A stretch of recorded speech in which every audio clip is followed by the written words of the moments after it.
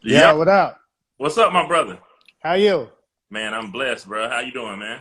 Man, I'm good, man. No complaints. Man, I appreciate you so much for jumping on the show with me. Oh, all good, my brother. All good. No worries. Yeah, man, you're a person that I definitely admire your work. I pay attention. Sometimes with Instagram, you constantly see people that's working popping up in your algorithm. So so, so you definitely put in the work, and I like what you do with the lives, with the interviews, and everything like that, especially in a time like this. So, yeah, I just wanted to talk to you, man. So tell me, I know you're with Pandora. I know Yeah. you're head of hip hop, if I'm not mistaken. So, kind Yep. of about what it is that you do, so my following can kind of get a understanding of you and your career. No, absolutely. So, like you said, I'm head of hip hop for Pandora, so I oversee the day-to-day programming for all hip hop on Pandora, whether it's the artist stations, the regular genre stations, playlisting, all that stuff. Okay. And then I also work with like the marketing departments and the industry relations team to put together events for artists. I talk with artists when they have releases coming out, as Mhm. far as what songs I'm feeling, give them advice on streaming, and then I offer my advice on radio as well. Because before I got was on Pandora, I did 12 years at terrestrial radio. Okay, that's dope. I like Yeah. that. So what station were you at? So I was in the Radio One chain. So I started out in Atlanta at Hot 1079. Then when I became a program director, I moved to Indianapolis and ran two stations out there. And then the company transferred me to Washington, D.C., where I ran WKYS. Man, And then in the beginning of 2019, I was recruited by Pandora, and it was an opportunity I couldn't pass up. man, that's really dope. And so now I understand our crossovers a little bit more because Hmm. I used to work for Reach Media in Radio One. So, Okay, yeah, I, absolutely. Very familiar with them. so You said what? I used to be Tom Joyner's assistant, Oh, okay, yeah, the GOAT. and then also Keisha Nicole is a good friend of mine too. So, Yeah, that's my little sister. So I was her program director when I was in Indianapolis. yeah, But we were only together for about 3 months because she got that awesome opportunity out in Houston, which I was super happy for her. yeah. So that's the crossover, and then I know she connected us with you Hmm. for my artist that I managed, Keith Jacobs, and then Yeah, good peoples. came down and hosted our event at House of Blues out there, man. So Yeah, that was an awesome time, man. Houston is one of my favorite cities. yeah, man. So that's really dope. You're obviously really, you look really young. So man, how radio, bro, to be a program director and then kind of move around? Seems like it went kind of fast for you. Black don't crack, man. I'm just blessed, bro. Yeah. So did you DJ also? Cause I did start out as a DJ, yes. okay, So that's what got me into radio. uh-huh. And once I got in, I just worked my way up. Yeah, that's dope. So where are you originally from? Originally from New York City, and then moved down to Atlanta, where I'm back living now. I came down here to go to college at Morehouse, and Okay, after I graduated, I stayed. okay. That's Yeah. really dope, man. So I also wanted to kind of talk to you about how the pandemic has affected music Mhm. and the artists for sure. But like with Pandora, Pandora is a company that was already kind of ahead of the curve. Streaming, it's online. Of course, you do have the event side, but Mhm. kind of talk about the relation of that with the artists and everything that's going on. So when the pandemic first hit, we saw a decline in music streaming just across the board Uh, with us and the rest of the streaming platforms. And you got to think about it, people are creatures of habit. So when you're listening to music, it's usually at a certain time of the day, whether you're at your office, you're commuting to work, you're in the gym, you're playing it at like a salon or a barber shop or wherever yeah, your normal place of business is or your normal routine is. So when people were initially getting out of those normal routines and you saw businesses closing down, states closing down, or whatever, we saw a decline. yeah, Um, Obviously, we saw an increase in like video streaming because more people were home.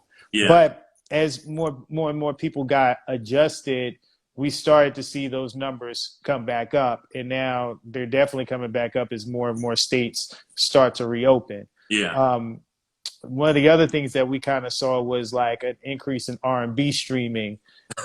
Yeah, across all platforms, and it makes sense because again, people are inside. Their Yeah. mindsets are kind of different. It's more laid back. It's more chill. It takes you to a different place. It's more emotional. Whereas hip hop takes you different places, but like with the clubs not being open, people Yeah. don't really want to hear about popping bottles and At all. driving cars and dressing nice, especially when you can't even go to like the mall or anything like that.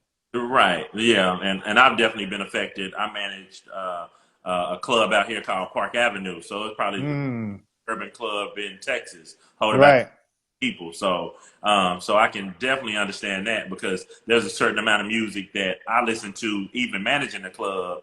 Um, right. I understand when people are going out, you want to hear certain music. That's when you turn it up.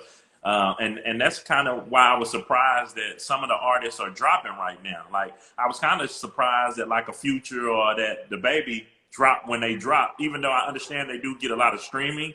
But Right. to me, those are kind of records that I want to hear when I'm out and about more so than at the house chilling. I think they don't really have a choice but to drop because if they don't drop, what are they doing? They can't do any shows. They can't really move around like that. Yeah. So it's either sit and wait or drop something and get some type of revenue. Right. Like even though, like you said, people aren't really hearing those type of records. When the Baby dropped, his album still went number one. Yeah. I anticipate that Future is going to be number one as well. But then when So, it goes, huh? I believe, right? Yeah, it went gold already. So, you know, even though like people might not necessarily be in that mindset, they still want to hear that music, and the artists still need a source of revenue. Yeah. That show money, a lot of these artists are losing hundreds of thousands, even millions of dollars during this time because we're getting into prime festival season, Yeah. prime radio station event season. Yeah. But You hit them. it's we don't know when these festivals are coming back. I've heard the earliest maybe summer of 2021, but more than likely fall of 2021, depending on like this vaccine. And then again, not everybody's gonna take the vaccine, so we don't know when these live shows are coming out. So like with a lot of artists, especially in hip hop, Yeah. you see them dropping a lot of a lot of projects. You see a lot of artists coming out with deluxe projects Yeah. for albums that they may have dropped a few months ago because again they got to stay out there, they got to give people that content. In it. Yeah. Trying to stay relevant, trying to stay in it. So that way people will maybe go back and listen to an album that they already been listening to. Exactly, and stay in the forefront and get that streaming money. Now it doesn't really like it adds up, but it doesn't compare with that festival money, but it's something coming in, you feel me? Right. Yeah. So how do you feel about the streaming performances? Like Travis Scott, that was really dope what he did. Yeah. How do you feel about those? Because I feel like if you have an entertaining artist like a Travis Scott, I feel like it works for him. But say an artist that doesn't move around much, kind of like Jay-Z. Like Jay-Z, Yeah. a super crunk artist when he's performing. So how do you think artists like that could kind of use the streaming or whatever? I mean, Jay-Z don't really need to do no live shows or anything like that. but I get what you're saying though.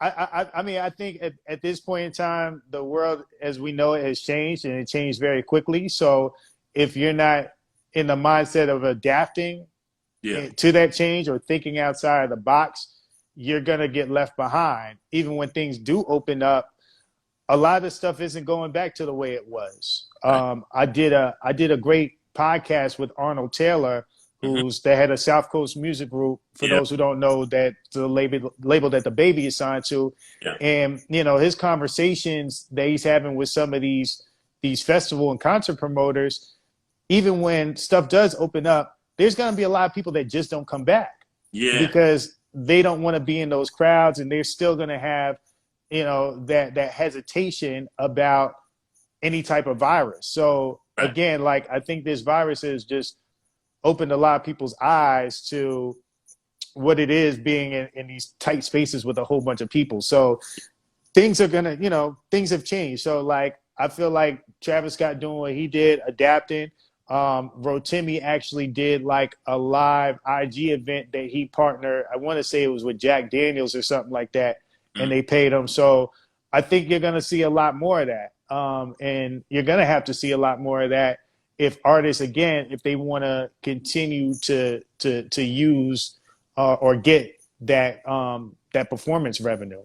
Yeah, and it's interesting when you start talking about the different brands, like from a liquor standpoint. I had on my show Corey Rainey, and he's over at RNDC, and so he was just talk. We were just kind of talking about the different partnerships, like say somebody like a Lizzo that has a deal with, I believe her deal is with Absolute Vodka. Like Right. I could see her maybe streaming a concert or streaming something where she's showing people how to make drinks or something like that. Like Absolutely. they're definitely going to have to be creative in the way that they, because they don't want to lose out on some of these brand partnerships, but you know, Facts. and it's a good way to make income too. So, Yep. yeah, I recently did a program with Wingstop, and I know Kenny Burns was involved in that one too. Hmm. But it's like the wearables. So we were finding different influencers and different artists and athletes and people like that that can kind of wear the Wingstop hoodie or sweatshirt and Yeah. kind of rep for it. So yeah, artists are definitely going to have to kind of get in a different kind of bag right now. Absolutely. But yeah, so what kind of prompted you to start doing your interviews? Were you doing those beforehand, or did that pop up after since the pandemic hit? So I was doing live events at the Pandora office here in Atlanta, Okay. and we called them Pandora playbacks, and we would like have an artist come in and they would talk about either a project that just came out or a project that's about to come out. It was an intimate crowd. We had anywhere from between 100 to 250 people Uh-huh. per event. And it was great because they would play a couple of songs and we had a lot of momentum. We had like sponsorship packages on the table, people wanting to get involved in it. And Yeah. then, when those talks were happening, that's when the pandemic hit. Yeah. So it just put a halt on everything. Mhm. But at the same time, it was like I had to figure out how to adjust because we had so much momentum with it. I didn't want to just stop and just wait. Yeah. You feel me? Especially over something that none of us have control over. Yeah.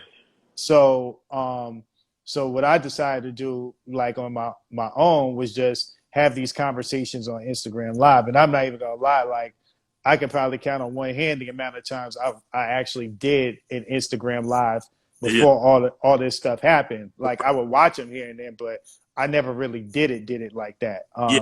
Whether I was at, maybe sometimes at a concert or if I was somewhere interesting, I would go on live, but not to like do an interview. So when I initially started doing it, my goal was maybe to do like one or two a week or No. something like that. But then after the first two or three, like just a lot of people started reaching out to me, which Yeah. was a blessing. And it was managers, PR people, artists, labels.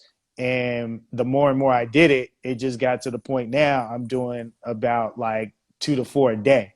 Oh, that's great. Yeah. Yeah. And And that's huh? kind of started, right? I'm used Yeah. to doing marketing. I'm used to being out and about. I live in Dallas, but I spend Right. time in Houston, a lot of time in LA working on different projects. And so it was one of the situations where I have a lot of contacts, but I'm usually behind the scene pushing other people forward. But it's Right. right now, people can't get out, people can't move around. So, and a lot of these artists and entertainers and things like that you may think about interviewing, like now they stuck at home. So people Yeah. are free to do a 10, 15-minute conversation or an hour or whatever. Yeah. Sometimes what I find is I might tell them, yeah, it's only going to be 10, 15 minutes. And when I'm wrapping up, they're like, that's it? Like, Yeah. Exactly. Exactly. Yeah. So if somebody tells you no now, it's just they don't want to do it. yeah, really. They can't really blame it on their schedule or their travel plans. Right. Yeah. But it's kind of the same way. I've started having, a few brands reach out, people sending clothes, PR Right. trying to get their people on. So it's a dope, it's a dope thing, and you can definitely see it growing. And it's something that I feel like you'll probably still do even after this. Oh, absolutely. I'm definitely going to keep it going because again, we don't know when when the artists or everybody for that matter is going to be able to move around Yeah, like we were moving around. We yeah, don't know when international travel is coming back. So again, it's just you got to make the most of the situation. You got to control the controllables. I right. can't control when they come out with the vaccine. I can't control if Yeah, the virus stays or if it goes away, but I right. can control like the content that I put out there and the work that I put in. Yeah. Shout out DJ Academics. I just saw him checking in too. Hey, what up? Yeah. So shout out to Complex, Team Complex. Yes, sir. Yeah. So talk about kind of what's next for you. Obviously, you have everything going with Pandora, but kind of like, well, if that's personal or different things like that, what do you kind of see next? Really, I mean, I'm just focused on continuing to put out this content, Yeah. strengthen the relationships that I have with like different artists and different people in the industry. It just really represent Pandora on the urban side. That Yeah. was one of my goals when I took the position. I was like, yeah, I could program, but that's only part of it. The other Yeah. part of it is like the relationships and knowing what knowing what to do as far as interacting with the artist, putting together marketing plans, have an understanding with the artists and the labels that there's an actual person at Pandora, and it's not just Yeah. like a algorithm or all that stuff Yeah. that plays music. You Yeah. feel me? Yeah. Like hip hop and urban music, it just moves a little differently. It's relationship based. You Yeah. know, people want to actually talk to a person. They want to break bread and stuff and sit down and Yeah. get to know you. And I'm the same way. Like I want to know an artist's story. I want to see what they're doing, see what they're working on, know where they're coming from, know what their plan is and Yeah. stuff. And, So that's really like just continuing that. yeah, and when you have that relationship with an artist and they have the relationship with Pandora, it's like you'll understand each other better, and they may look at it a different way and be more willing to whether it's shout you out or Yeah. or bring you in on an event that they're getting ready to do. It's just a lot more planning as opposed to just like, okay, we try and make the streaming money, but we don't have no idea what's going on with the algorithm or the playlist. Right. Exactly, man. Again, it's just about those relationships and just making sure that people keep us in the conversation Yeah, along with the other streaming companies. I never tell an artist, yo, you should just mess with Pandora and yeah, not mess with a Spotify, or not mess with an Apple, or not mess with YouTube. yeah, That's crazy because at the end of the day, like they need all of us if they want to maximize their revenue and maximize their market share and their audience. yeah, So all I ask is like, hey, when you post your link that yeah, has all your streaming platforms and stuff, just make sure Pandora is on there, man. or make Yeah. sure our logo is on there along with everybody else's logo. But And yeah, that's really what the conversations I'm having. yeah, because a lot of times artists will forget, Hmm. and they'll only put a Spotify or a title or whatever. Exactly. So yeah, that's And, definitely and Title is a prime example of being relationship driven and just having that connection to the culture um because at the end of the day, like as far as listener base, yeah, we have a way bigger listener base than Title. yeah, But Title makes sure that they're in that conversation. They're making sure that they're connected with people and stuff.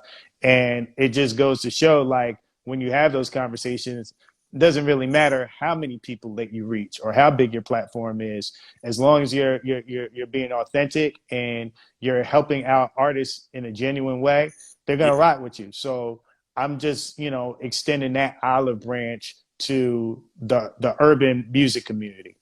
Yeah, man. Well, and I definitely appreciate that, man. Especially when it comes to Texas. Like even with you just hosting our event in Houston and Yeah, setting up some conversations for some different things in Dallas. Like obviously we didn't have the opportunity to bring you to Dallas, but that's something that yeah, that's my other favorite city.